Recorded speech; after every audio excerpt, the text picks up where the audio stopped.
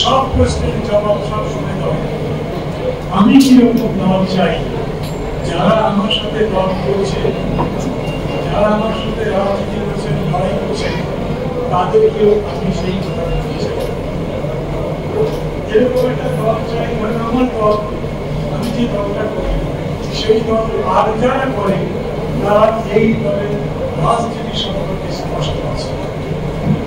কোনো ঝাপসা ধারণা নিয়ে, ভুল ধারণা নিয়ে, অধিক কল্পনা নিয়ে, নেতার প্রতি অন্ধ ভালোবাসা নিয়ে দল রাজনীতির জটিল জিনিস, সব প্রশ্নের জবাব সব সময় দেওয়া। কিছু কিছু বিষয় আছে যেগুলো ডিপ্লোম্যাটিক্যালি সিক্রেট, সেই বিষয়গুলো যাতে তারা বলছেন, যারা দলের মধ্যে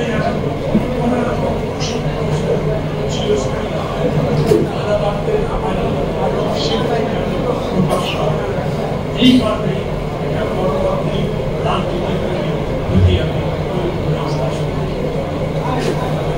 আমি তো আশা করতাম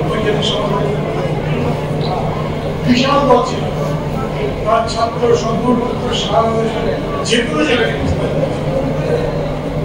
কিন্তু চাষা দাঁড়ায়নি। আমি এটাও বলতে চাই, শুধু আবেগ দিয়ে সেই রকম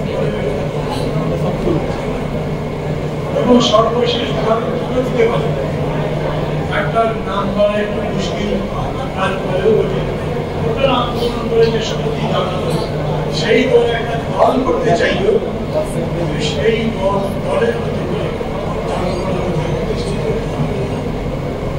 এখন যারা আছে 24-এর অভ্যুত্থানের উপরে দল করতে চায়, কেবলমাত্র ওই সাকসেসের উপরে, ওই সফলতার উপরে সমস্ত কৃতিত্ব নিয়ে জনগণের সাথে চেষ্টা করে।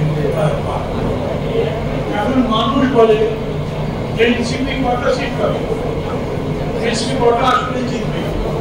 তারা তো এরকম বলছে যে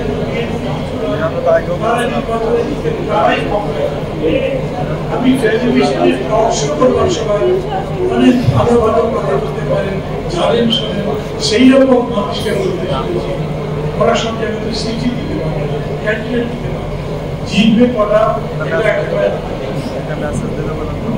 বিশাল মাঠে ঘটেছে। তারা অনেক আগেই বলছে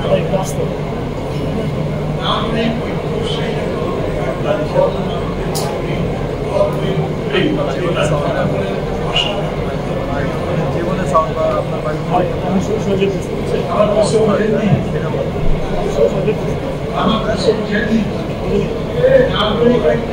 সেই রকম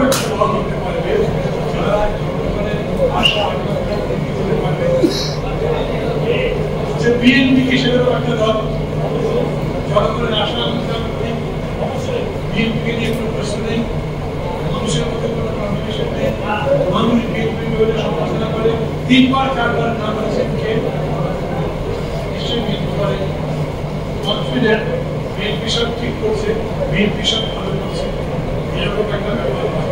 দল যত বড় হয় নিয়ন্ত্রণের রশি